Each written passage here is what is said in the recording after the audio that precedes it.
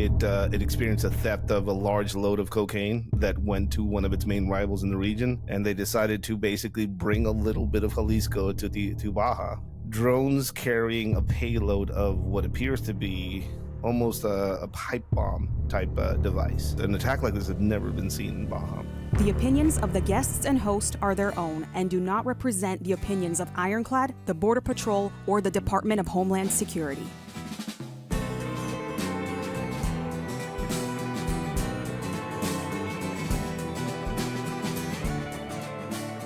Welcome to Borderland Narcosis, an Ironclad original presented by First Form Supplements. Go check out firstform.com/Borderland. Pick up your supplements today. My next guest is none other than Ed Calderon. Everyone knows who he is. The conversation was intense. He really opened my eyes to some things that I wasn't thinking about when it comes to the cartel, when it comes to Venezuela and Colombia.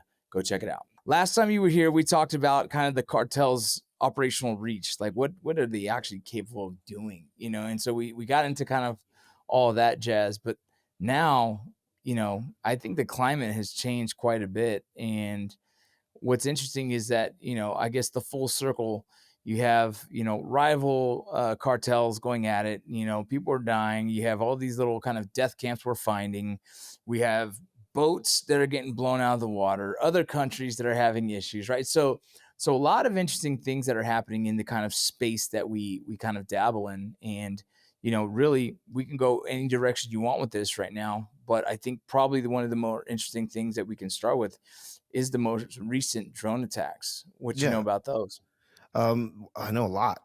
It happened in my hometown, and some of the people investigating that whole situation are friends of mine. It was the first of its kind drone attack on like right on the border, basically. We've been hearing hints and we've been learning about reports on the Border Patrol side of them targeting agents, maybe with drone strikes of some sort.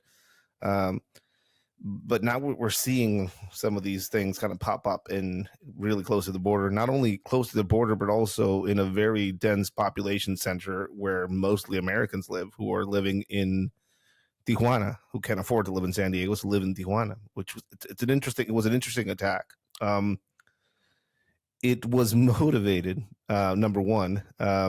There's been a bunch of attacks on police investigation agents in Baja recently, all stemming from the theft of a large load of cocaine. Apparently, some state agents found a lot of cocaine, and they did not hand that over, and they kept it or handed it over to a rival organization. I think right now. Sorry. Do you know who is currently responsible or who is claiming responsible for it? Yes. So what the goings theory is, or the story is, the New Generation Cartel has allied themselves with the last remaining son of El Chapo Guzman, Archibaldo. And they are now trying to gain control over this historic and giant drug route that goes right through Tijuana up into California. This alliance between the New Generation Cartel, which is the plain and clear winner of whatever we just went through as far as U.S. intervention in Mexico by the abduction and arrest of El Mayo. What you see in Tijuana right now is basically an emboldened New Generation Cartel looking to take over everything. It experienced a theft of a large load of cocaine that went to one of its main rivals in the region, and they decided to basically bring a little bit of Jalisco to Baja, to Tijuana specifically, and they brought with them some of their capabilities that they've been showcasing and utilizing to great effect in places like Zacatecas, Jalisco, even some of the conflicts that are going on right now in Culiacan and Sonora. Drones. Drones carrying a payload of what appears to be almost a pipe bomb type device. I've seen different variations of this, some more homemade than others, but they basically brought with them new capabilities. An attack like this had never been seen in Baja, not in the way that it was done. apparently 3 devices were detonated in the parking lot of the anti-kidnapping unit in a place called Playa de Tijuana, right on the border, which not only triggered an alert from local authorities and federal authorities on the Mexican side, but also apparently triggered a response on the U.S. side. There was a lot of air traffic and some response on that side of the border. Now, you are seeing a flood of federal agents all over Baja right now trying to take control of the situation, and it's a hammer against a cockroach. I mean, there's no way. But with this recent attack, what you're seeing is basically kind of where we're going, where the game is going in Mexico. In the past, you were seeing multiple cartels kind of battling it out for ultimate control and dominance, and now you're seeing a single one basically achieving that. We've gone from them announcing themselves as the Matacetas or the Zeta killers a bit over a decade ago, to now some of them openly patrolling parts of Sinaloa, which was unheard of only 3 years ago. Nobody would have guessed that. So what you're seeing now is the solidification of this cartel organization in Mexico that is hyper militarized, that has very, very deep pockets and capabilities, who we just learned were piggybacking some of their arms trafficking into Mexico with some of the same aspects of oil trafficking that was just discovered at a high level in Mexico. And so it is a rat's nest of the highest degree that has been found. Another interesting aspect of this is I've been talking to some of my friends who are in the arms industry, and some bloggers that are kind of in that space, and some of the current conversations about Ukrainian conflict educated individuals coming to Mexico and kind of like figuring out how some of these technologies kind of intertwine with their world. What we've been finding is some very sophisticated and very knowledgeable individuals basically doing large scale arms purchases through legitimate sources within the European scape. Basically, they go and buy arms legally in the European space, import them to a North African country of some sort that they have contacts with, and as soon as it reaches the port, it switches labels and it goes to Mexico. Now, that's why we're seeing some interesting weapons platforms showing up in a lot of this, a lot of these conflicts. We're seeing, backpack, the whole Predator minigun with a backpack rounds. We just saw this cartel blogger post a bunch of these cartel dudes with these backpacks fully loaded. Really? Yes. We're seeing anti-drone weaponry, basically some of these space guns showing up all over the conflict space in Mexico as well. And finally, we're seeing some of the wired capable drones showing up finally in Mexico. This very quick arms race between drones, anti-drone guns, and disruptors, because we've also seen these big modules, signal disruptors that you probably are familiar with, that the U.S. kind of utilized in some of the last conflicts in the Middle East. Now Jammers. we're seeing them, these Pelican cases that you attach to these antennas, and they're basically blacking out the eddy signals in an area. So we use those.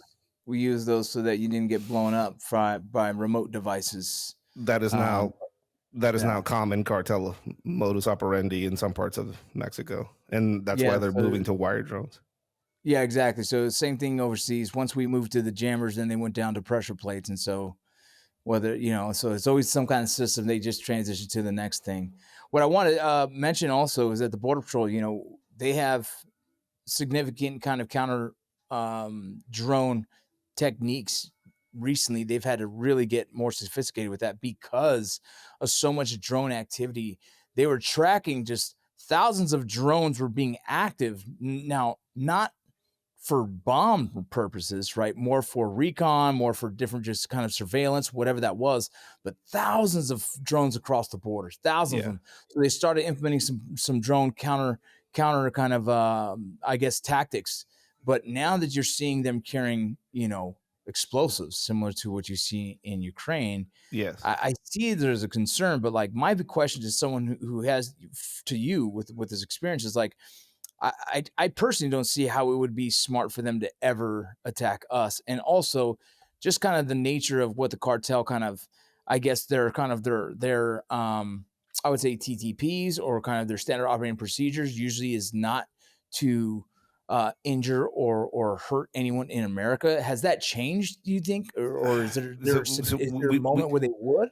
Yeah, we just lived through a few like major incidents. One, somewhere in Baja Sur, they found this big cartel message, Lona, where it was basically saying that it's going to start a certain organization was going to start targeting Americans in Baja Sur for. Yeah, we saw that. I mean, again, yeah, like intimidation. This is a classic cartel thing. You have a cartel that is in command or has a protectorate over a region, and then you'll see a rival cartel come in and say like, "Oh, you were paying these guys for protection? Well, let me start burning your businesses to see how ineffective they are." And it's a common tactic. A lot of people message me about it, kind of freaking out about this open threat now in Americans. It's not unheard of. And I view it more as a propaganda thing. View it more as a psychological terror thing. I haven't seen a shift in that regard where they're openly or going hands free when it comes to either blowing up a federal agent on the other side of the border or targeting Americans specifically in Mexico. I haven't seen that yet. And I think most of what you hear and see online around that has a tint of propaganda to it, or fear mongering to it. It's bad for business, and a lot of these cartels organizations are very much tied to the hip on anything related to the American structure. So they wouldn't call so much attention to themselves. I think, but you do see more rhetoric around that fact now since the competition between these organizations is getting to such a heated level. There are rumors, and I'm sure you've heard some of these already, and I've heard some on my side of U.S. Special Operations already basically quietly and not as openly as we're seeing in the Caribbean, but that they're already in some way, shape, or form actively working on dismantling some of these structures that these organizations have in places like the Gulf of Baja or in Baja in general. So it's an interesting space right now. The quietness around some of these issues by the federal government, which is basically saying that it's fine, nothing's happening. But on the other end of it, you're seeing a big pullout of a lot of American companies from Mexico who are experiencing or seeing some of the conflict at their doorstep. Having conversations with people in Michoacan, you hear like a quiet exit of some companies there who are probably preparing for something that they might know that we don't. We're seeing some structural, suspicious structural stuff happening in and around the Gulf of Baja, specifically the lack of air traffic there, irregular air traffic. In my former job, we used to, camp out there and see some of these planes showing up and landing and taking off. It's not the case anymore, not as openly as they used to. So a lot of the stuff is basically focused or moving towards land movements when it comes to product up into the United States. So there is something going on with air traffic in the peninsula. Now, and you have a feeling. Sorry, you have a feeling that might be something to do with our special operations being involved down there or something? I mean, if you like, those that don't learn from history are destined to repeat it, I guess. We saw a shit ton of spy plane and eyes in the sky, and also a pretty active Navy on the Pacific side, which makes sense. If I was in charge of anything, I would probably stage all of my assets on Baja, which is a very flat desert space. Mostly, there's some Sierra there, but it provides you with a pretty good platform to operate and project into Mexico, specifically some of the more hard to penetrate cartel strongholds like Michoacan, Jalisco, and parts of Sinaloa. So from what I've seen and some of the traffic and some of the conversations that I've had out there, I think they're probably already staged and or already working in some way, shape, or form. We hear two stories from the Mexican government. One, yeah, we're going to do what we want. We're not going to obey or listen to the United States. But then the next day, they do exactly what the United States wants, Example of this, hey, the U.S. comes down and says, like, hey, it would be cool if you guys had biometrics and we had access to the biometrics of your citizenship. Mexican government is like, hell no, we're not going to do that. And then it announces its own biometric program the next day. Yeah.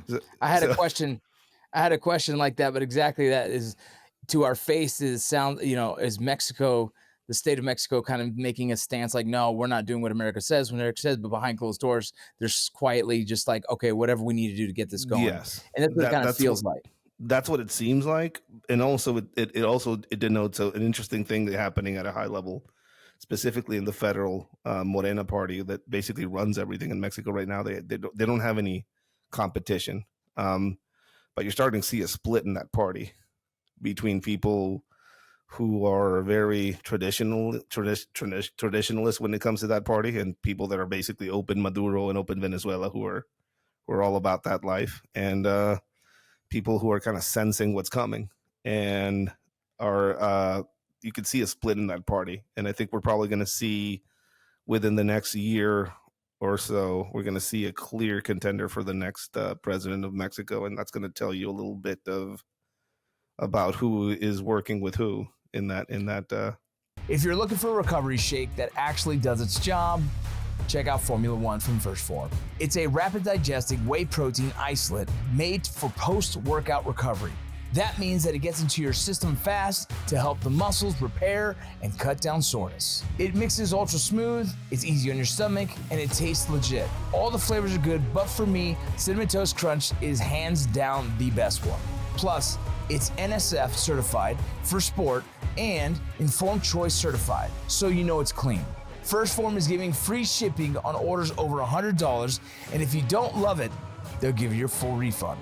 Hit the link in the description and grab Cinnamon Toast Crunch Formula One today. You mentioned sensing what's coming. What do you mean by that? I think what we're seeing in Venezuela is a practice run, I guess, or the initiation of something, a longer term project that the United States probably has and is thinking about. I have interactions with parts of the government every now and then, and I can, like what I'm sensing or I'm hearing is a big effort by the United States to basically go into a restabilization of the continent is what I can hear.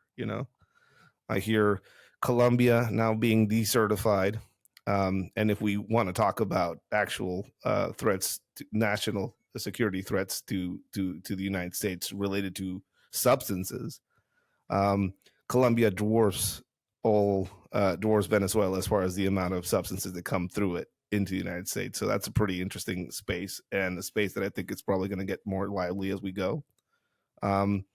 You see Venezuela and it's Cartel de los Soles, which is basically the military there, who is running, they're running all the scams. They're working on all the angles, and they're pretty much have a free reign of the country. So they're probably responsible for other amounts of drugs that are moving their way through the Caribbean. Not that much, but it's definitely an amount.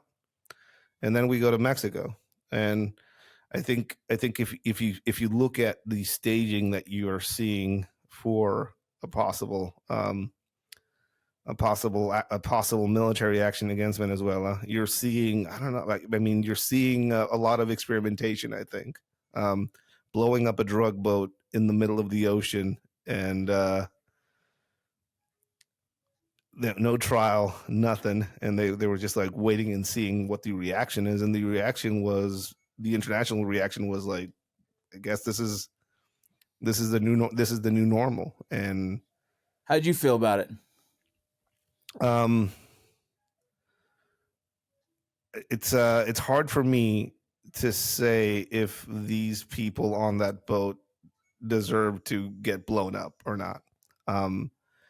You have no idea what the nature of that industry is. You don't know what they're doing. You don't know if they have any concept of what they're doing outside of the fact that they are basically people in flip-flops moving substance bales from one end to the other. These are paid labor. These are not any sort of masterminds and or infrastructure of a high level that I would target if I was in a role of decision making. I think grabbing them and talking to them might lead to more valuable actionable intelligence than blowing them up in the middle of the ocean. But man, but we've been doing that for years and decades and nothing has changed. So maybe I'm wrong, and maybe blowing them up is warranted and a warning to others to not do the same thing. And yeah, the Caribbean is very quiet all of a sudden. Yeah, you make a great point where, culturally for them, they don't see it like we do. All right, we see them as drug traffickers, drug smugglers. They probably see it different as just labor work, right? Yeah. And so it's really interesting from our perspective. We're looking at drug smugglers. Their perspective, they're looking at they're just transporting, or they're part of distribution, right? Not the idea that we have, that even though they're distributing cocaine or drugs, for them it's not the same thing in the sense of how we almost and also and as an idea, it's just trickling down. You see this and hear this even in Mexico, where cartel guys are like saying like, holy shit, we're the Taliban now, or like we're Bin Laden. They're starting to realize how we view them as the bad guy, and they're probably starting to now realize maybe they are the bad guy. Yeah. I mean, you have to realize that a lot of these people live in this bubble where you might view them as these evil cartel members that poison the streets in the United States, but they are the breadwinners in the communities that they live in. They are the heroes, folk heroes in the communities they live in.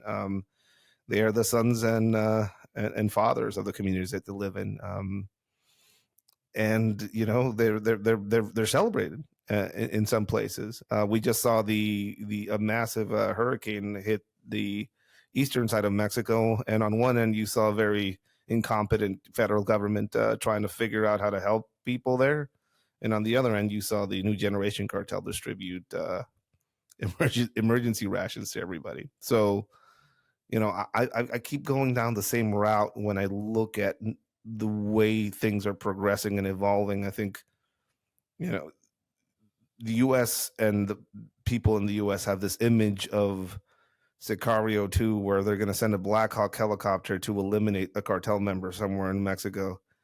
They don't realize when that happens, or even if some of these moves in Venezuela get a bit more close to home, or a bit more like on the ground in Venezuela, some of these organizations, some of these groups that are very much criminal in nature, or are imposing themselves over the populace, will be turned into freedom fighters as soon as something doesn't get done as soon as any strike isn't done in an intelligent or calculated way, I guess is what I'm saying.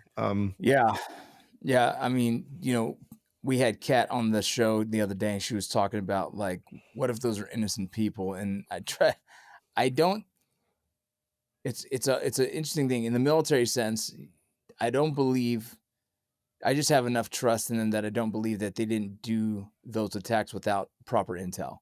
Yeah. That's just kind of how we run things. Yeah.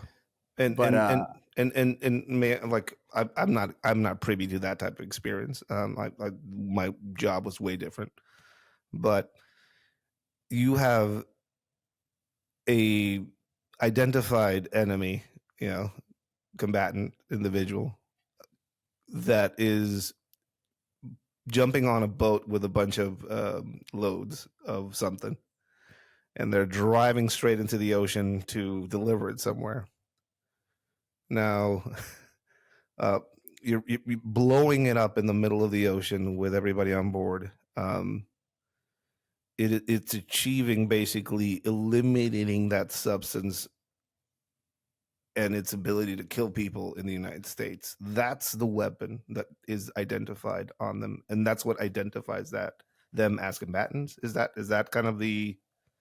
Yeah, I would say that's exactly probably where the mindset is. There's got to be some kind of intel confirming that boat was loaded. That's one of those things that we would work on. So if we were doing a targeted hit in someone in Afghanistan or Iraq, we'd identify who they are and what their connection is to some terrorist organization, right? And then from that point, that will build a packet to identify where they live, and we'd be able to find their location based on whether it be their phone or whatever intel. And if for some reason that it is a high enough value target, we would call in for an airstrike. Right. And so that airstrike would be deemed necessary based on what this person's past experiences are based in the kind of the terrorist space, proven attacks that they have made, and then also confirming the identity of that phone or whatever that intel is, making sure that they are the person in that home.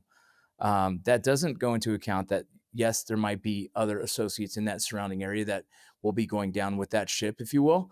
And for the most part, they're really good in identifying how many personnel would be in that facility. But, you and I know that there's been airstrikes that have also taken the lives of innocent bystanders, right? By just way of the way explosives work. So this is very different in a sense, because now you're targeting a boat, whatever intel they have, knowing that to identify that boat. I'd be interested in seeing what that is, whether it is kind of human, SIGINT, whatever intel it is. All these boats have a pretty interesting common denominator: their shape and then in the engines they use, right? So that's not a fishing boat. But we're also, like, on my end, and just hearing some of the chatter around this, you're hearing routes are being modified now. So there's a premium now on land-based operations related to moving some of these substances other places. You're hearing about kids being utilized more in some of these for some of these movements, and boats being modified and or camouflaged a bit more because they're aware that there's eyes in the sky, so they're trying to change their methods. And also you're hearing this whole aspect of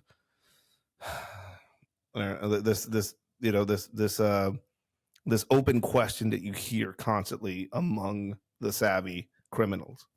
You're seeing all these drugs being blown up in the ocean. You're seeing this uptake in actions taken against Venezuela and its connection to feeding some of the drugs into this country. Why aren't we seeing any sort of modification and or spike in the price of the substances? Interesting. Yeah, it's a question that I've heard from the criminally minded and individuals that are experiencing this street level, and they're like, right. So then at the street level, they're saying there is no change in supply and demand, so there is no change of cost. But if there was a hit to the demand, or the supply, then the demand would be costing more on the street. There would be. But right. They said they're like, oh, it's everywhere. A lot of dark stuff going on in the world right now, and it's to the point where I don't even believe my own eyes anymore, because I cannot verify what people are saying about all the political violence, the division. I partner with this production company called Ironclad, and we're doing an 8-part audio series on PSYOPs, on why foreign countries, governments, maybe even our own government, would conduct a psyop on its own people.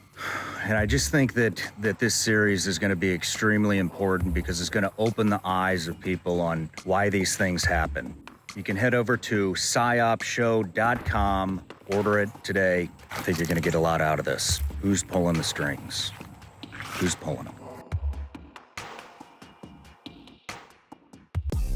Today's episode is brought to you by DeleteMe. We have talked a lot about people getting caught in timeshare scams, falling for pig butchering schemes, or getting those mysterious text messages that you have no idea where they came from. I've spoken with guests who hunt hackers and work to protect people's personal information. But here's the thing.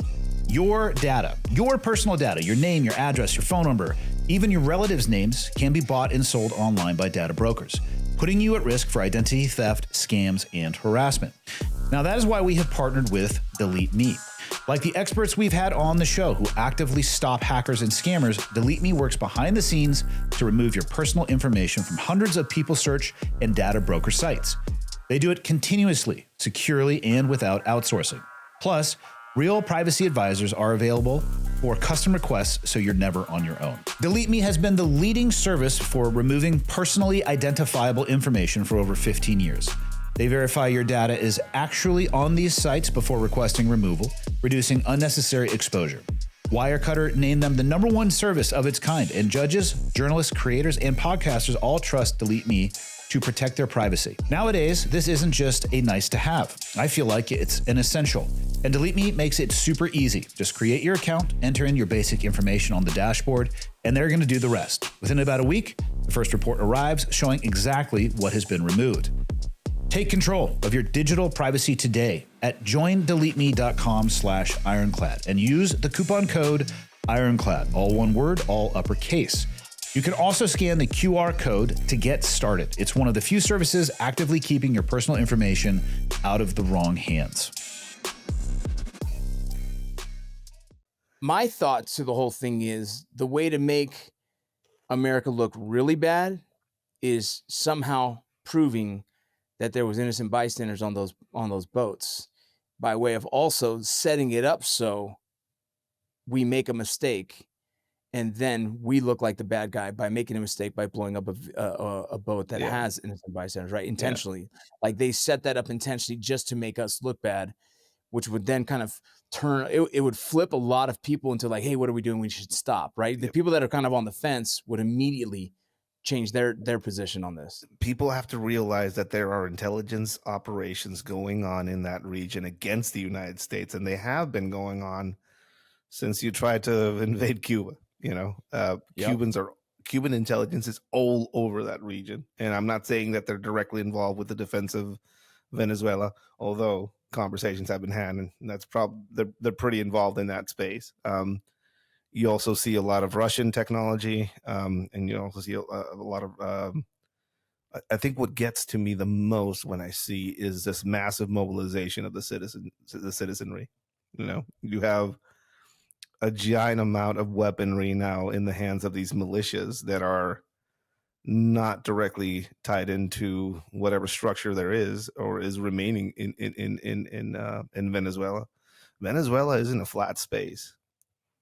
It is hot, tropical, mountainous. There are many regions to it that are only accessible through these fucking jungle roads and these tunnels through mountains. So like it's not going to be an easy thing trying to take it over. And also once you take it over, I'm like, how are you going to, you know, like, again, you're more experienced than I am in any of this. Like Iraq, the invasion of Iraq, you know, turned into a very sour space for Americans, and very costly space for Americans to retain it. We're about to kind of experience that again, I think, in Venezuela. There is the aspect of true belief in the Venezuelan citizenship that is pretty interesting.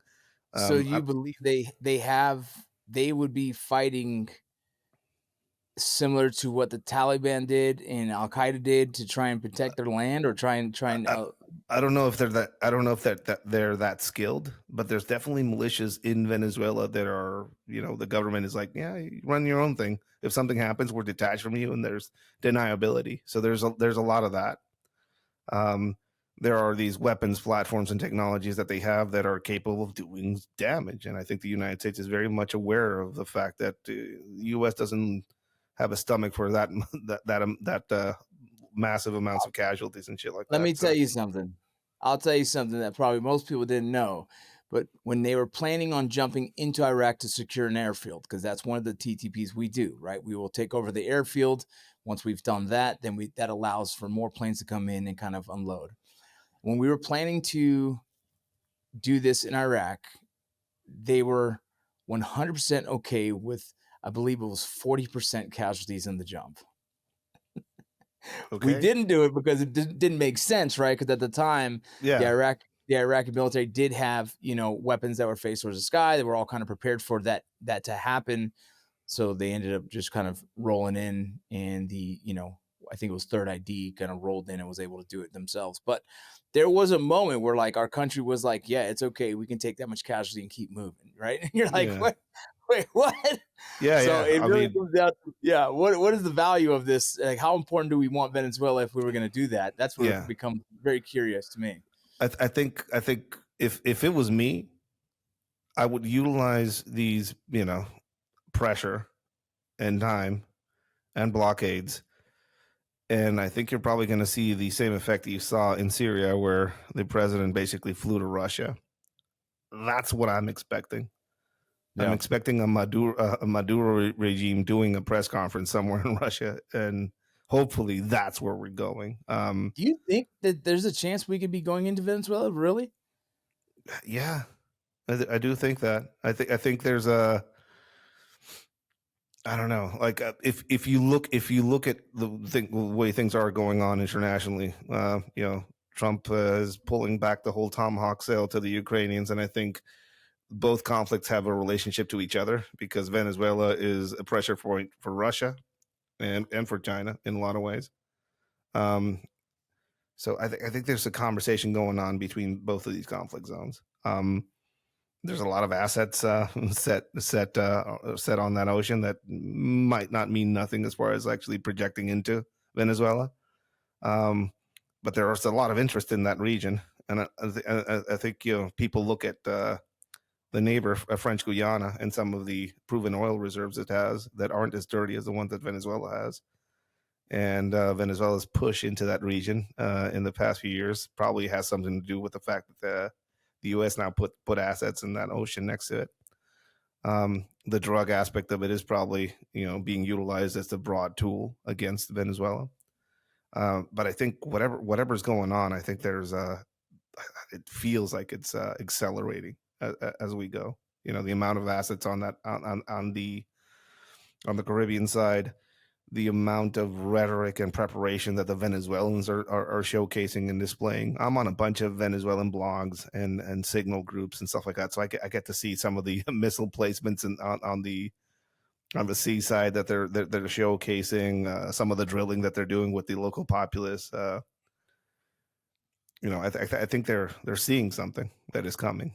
And Maduro, doing all of these public appearances and events at hotels, which is kind of strange for him. He used to be more secure about it, but it makes sense. The U.S. is not going to assassinate him in the middle of a crowd, and specifically in a hotel where international people are staying at. So he's moving, and I think the U.S. knows exactly where he is. He's just probably surrounding himself with people. You mentioned earlier about Colombia being more of a threat. Why is that? The president is openly hostile against the United States. I think Colombia just lost its U.S. certification that the United States gives countries, and it's whole. There's a resurgence of violence in the region. We just saw the elimination of like the 11 or 12 special operators were killed in a helicopter, Black Hawk, with a drone. An $11 million weapons platform was eliminated with a drone that would cost less than $300 to make and fly. If you're into quality gear, you need TacPack, a monthly subscription box loaded with tactical gear from the top brands like Battle Arms Development, 9line, 511, and more. You can choose from TacPack Standard, $59.95 shipped with $90 to $120 worth of products, or TacPack Plus, $139.95 shipped with $240 to $300 worth of products. This September, TacPack Plus is stacked with over $330 worth of gear, including Battle Arms Development, 9line, and Next Level Armament. Use code Ironclad at TacPack.com for a free $70 tactical gift, pushing your value past $400. TacPack, gear you'll actually use. I want to thank our partners over at Ammo Squared. They've built what they call America's Ammunition Reserve. Basically, this is an ammo savings account. You can sign up, pick from more than 70 different calibers. You can set an auto-buy budget and either choose a shipping schedule, or you can just let your personal reserve grow. Over time, your ammo stacks up and it's stored for free in their climate-controlled facilities in Texas and Idaho until you are ready to ship. There are no minimums, there's no extra fees. It works whether you have a small budget or you just don't want to drop a few grand all at once. Thank you so much, Ammo Squared, for providing this cool service and for supporting the show. I didn't read further into that. I did see that. I did share my thoughts on that. But was it identified who was at fault for that? It was a guerrilla force basically that funds itself by some of the drug plantations that it has there. So these were government operators basically there doing drug interdiction, and they got down from the sky. So there's conflict there. Colombia, as Venezuela, as Mexico are all experimenting with the socialism aspect of things. So they're all on the same team, which then would,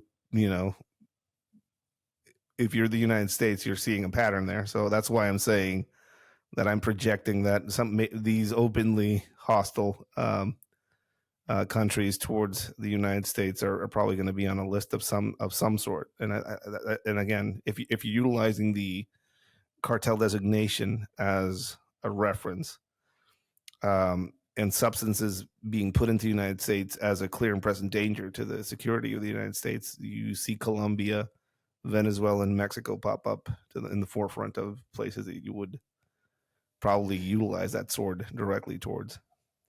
They all were working together in some capacity, right? That's kind of how with the cartel, at least, not Mexico's state, but the cartels all working together.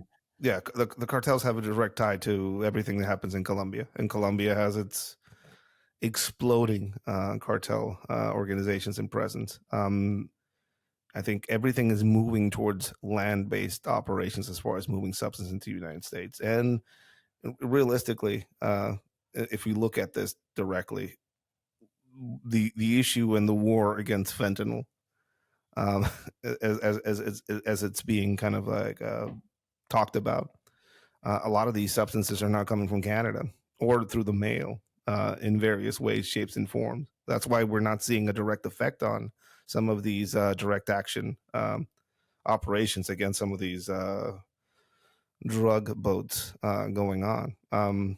That might be one reason. Another reason is technology. One thing we haven't heard a lot about, but there's definitely a lot of chatter about it in my circles, are autonomous submarine delivery vehicles, which are as well as we just witnessed kind of the burgeoning of drone warfare when it comes to like drones in the sky. The Ukrainians also came up with a bunch of very interesting advancements in drone water operations and underwater operations. So a lot of those technologies are making their way back to places like Colombia. And Colombia is an interesting space, and I'll mention this because you've had a few people on kind of talking about some of the same issues. I don't think the cartels in Mexico sent people to the Ukrainian conflict to learn how to operate drones and then ship them back to Mexico, and that's how they operate. Colombia has been producing some of the best international war fighters and mercenaries in the world for the past 3 decades, I think. You'll see them showing up in private military contracting. You'll see them showing up in conflict zones across the globe. And one of the main elements that the international regiments that some of the Ukrainian groups have are Colombian. And when you see a lot of the war fighting aspects of the cartels and some of the technologies and capabilities they're showcasing, specifically with IEDs, explosives, with some of their weapon selections and maybe some of the ways they operate and patrol, they're all Colombian influence. That's where a lot of their training is coming from, and that's who you see out there in some of these training sites and some of these indoctrination camps that you'll see in places like Jalisco. You'll see Colombians there. You'll hear about Colombians.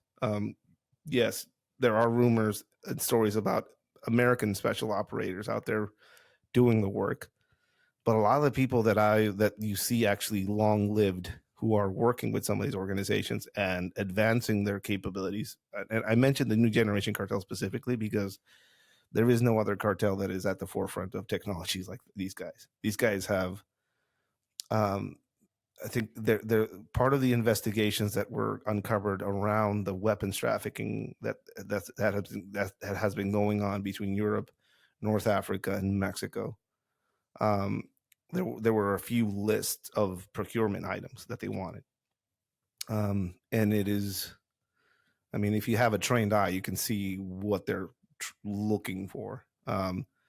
They're looking for surveillance, counter surveillance. They're looking for the capability of deploying multiple drones. So drone swarms is something that they're already kind of like interested in. They're looking for the capacity or the ability to pre-program some of these drone technologies, so they don't have to send a signal to them.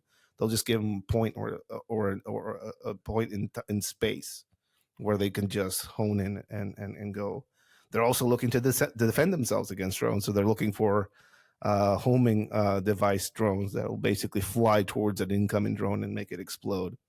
They're looking for small arms, support arms. They're looking for the ability to launch projectiles. They're looking for weapon systems that have the integrated optics on them so they can shoot from far away remotely. They're looking, these guys are, they're either gun geeks or really into some of this technology, or they're educated and they have somebody within their organization that is strategically planning things in the context of a future combat space. And you know, and if people are doubting any of that, that's why you're seeing all these wild pictures of these kids in the woods carrying around these anti-drone capable technologies that were just showcased in arms events and arms sales events 2 years ago or a year ago, like new things. You know, they're very much in touch with what is changing and what is coming. Oh my goodness. So us in the United States have to worry about Colombia, Venezuela, Mexico, almost like the trifecta right now of drugs and everything else. Does Mexico ever want to take a stance against defending against those as well? Like the Mexican state, the president at all? Is that a threat to them as well? Or is that just kind of ignored? Or, you know, I'm just kind of curious about their stance on it because they're a part of this as well. I see elements of the federal government kind of like realizing how big of a rat's nest it lives in. So people, this is what people have to realize. Mexico just went through this thing they call La Cuarta Transformación, the fourth transformation. The past president, Andrés Manuel López Obrador, a leftist, a socialist, openly about all of that, basically came up with his own party. The elections were stolen from him years back. So this is like a revenge, right? So he won in a landslide. he took 5 to 6 years of his presidency to just have a hands-off policy against cartels. It's like, yeah, we're just not going to fight you guys. Do what you want. You don't exist. Hugs, not bullets. And he just basically let that fester for 5-6 years, which got us to where we are now, where there's a single cartel basically eating the whole country. There's a few other cartels that are kind of fighting it off. There is mass graves, and all of that is a product of this as well. Also, one of the most deadly presidencies in history, as far as if you're a Mexican, that you wouldn't want to be a Mexican during that time. And now you're seeing this new president, Claudia Sheinbaum, who is, again, of the left. The president of Colombia, who is also a former guerrilla fighter, revealed that she was one of their brethren, basically. So Claudia Sheinbaum was affiliated with a narco guerrilla fighting group from Colombia in the past, which is kind of wild to think about, but that's, people can look this up. The president says that many times, outing her, of Colombia. So you have this lady now in power, full backing of the Mexican populace and citizenship, and she's trying to basically course correct, basically enact the inactivity they had against cartels for about 5-6 years. And as she's going into office, Trump is also elected, and he's going into office as well. And now the pressure is on. You have to do something about these cartels. So on one hand, you hear Trump speaking very well of Claudia Sheinbaum. She's like, "Oh, she's a great president, amazing lady." But on the other hand, he always ends it with like, "But they're compromised, and there's a bunch of cartel, and they run everything, and people are afraid." Both these things are true. Yes, she's a very strong president. She has a lot of backing from the people, but it is a shit show in Mexico. They just unveiled they have a new police agency that basically resurrected the old federal police. What was, the enemy of their political party with Felipe Calderón and his police. They basically resurrected this police organization. And you would think that they would be going after cartels. They're focusing specifically on municipalities and the corruption that happens within them. So in the past, you would have a cartel organization that would have their guys on trucks and moving around the city. And if anything happens, they would send 2 dudes with AK-47s at you. Well, why do that now? Why not just buy the mayor, buy the police chief, send all of your guys through the police academy and put them in uniform, and now you have an armed badge presence in the municipality that you want to control. And you do that to the next town and the next town. And now you have a whole state. That is the way that things are structured now. You're not going to go after El Chapo Guzman. You have to go after the mayor. And that's what the U.S. has realized. That's why they're taking away so many visas from some of these politicians and corrupt politicians. That's why they're opening investigations on mayors, governors. The rat's nest is ginormous. And if people doubt that level of corruption, well, we just figured out that the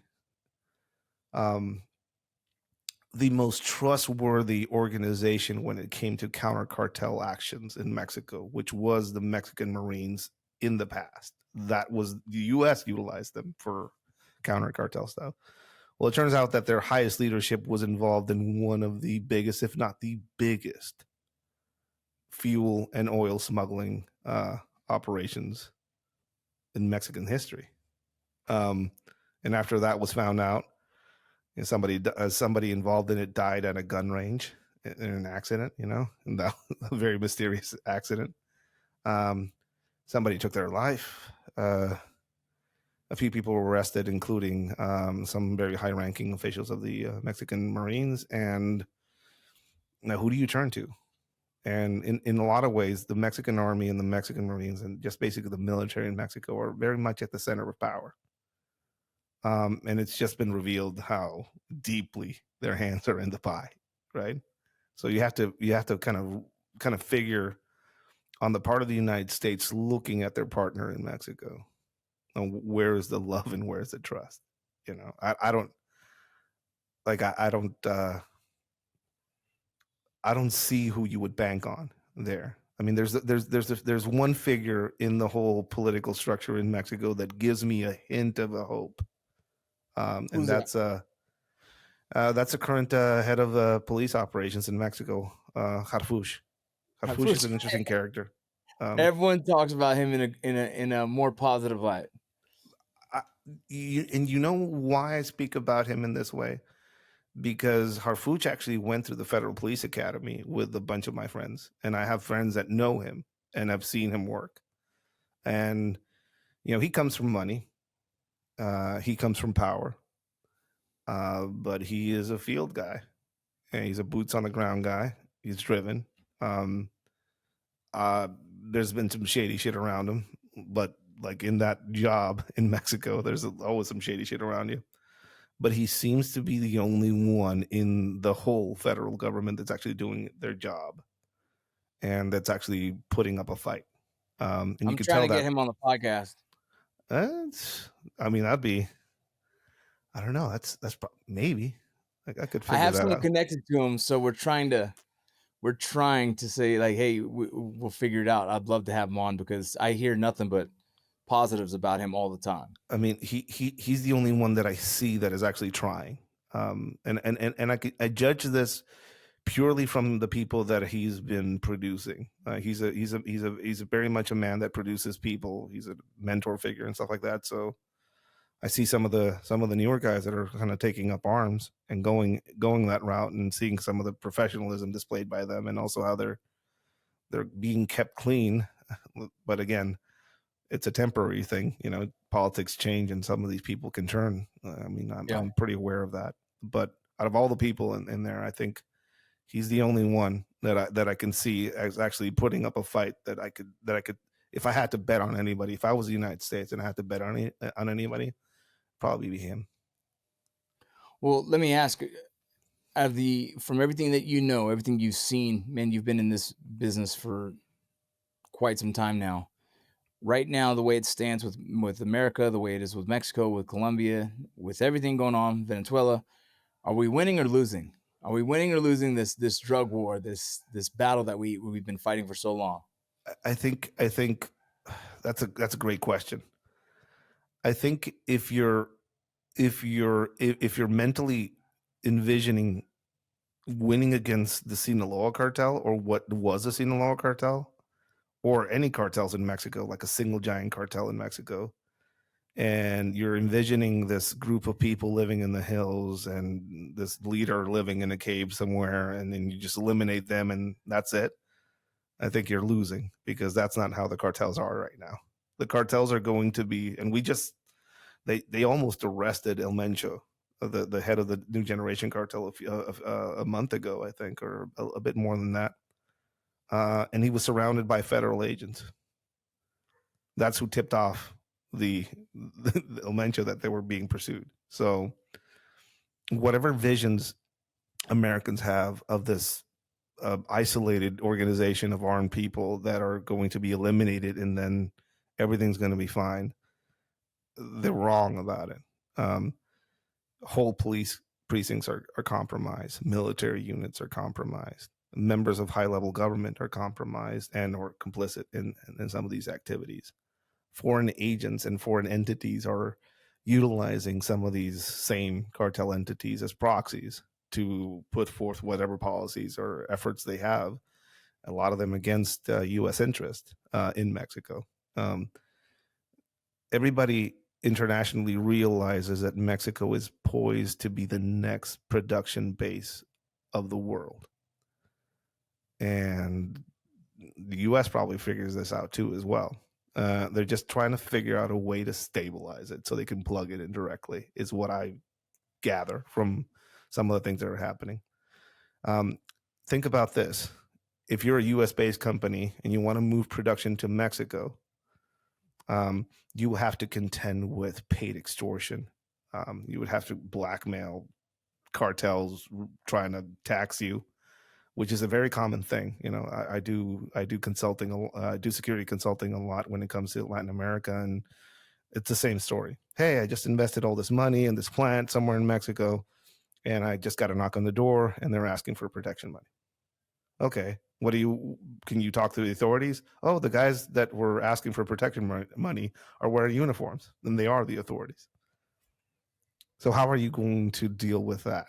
Now, I imagine that a lot of this effort to stabilize Mexico has something to do with the fact that some of these companies are just not able to start an industrial or plant base, and they want to just to stabilize. And it's in the U.S. interest to stabilize its biggest trading partner, neighbor, and probable industrial plant for the next 50, 60, 100 years. You know, who knows how long that might take. But we need each other more than we think. And the way things are globally, I think globalism is going out of favor, and everybody's kind of tending to their own. And I think we're moving into a continental restructuring, I think, and drugs are part of it, cartels are a part of it, organized crime is a part of it, and I think Mexico is key as far as the future that the U.S. has. We just have to be very careful because Mexico can be a giant beehive if you kick it wrong. You know, it doesn't matter how much you attempt to spin this.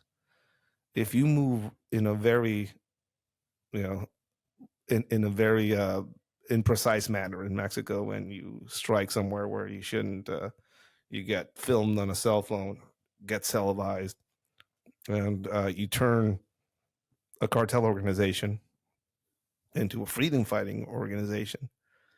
Now you have this organization absorbing elements of the military or being favored by the military. You know, there's rumors and stories out there of one of these cartels operating in Mexico being favored by the military already. So, or being somehow parts of the government in a way, a shadow part of the government in a way. It's like something has to give. Something has to give. I mean, street level Mexicans are tired of this. They're afraid. They're afraid of the U.S. invading, but they're also afraid of their daughters getting picked up in the middle of the night by some of these people. You're seeing this tiredness of the culture. So you're seeing some of these cartel singers getting canceled and being barred. You're seeing a trend in the culture that is like, hey, we just want to be done with this whole cartel violence thing. You know, this normalization of it. So I mean, there is hope. We have to be very careful how we move forward with this. It can turn into a massive wave of migration that I think the United States has never seen before. If we don't, I mean, these migrant caravans are going to be nothing. It doesn't matter how many people you put on that border, you're not going to have enough to stop that wave of humanity moving out. Thank you so much for listening to Borderland, Narcosis, an Ironclad original, presented by First Form. Go check out your First Form supplements at firstform.com/Borderland. Don't forget to tell your friends, share, like, all the things. Take care.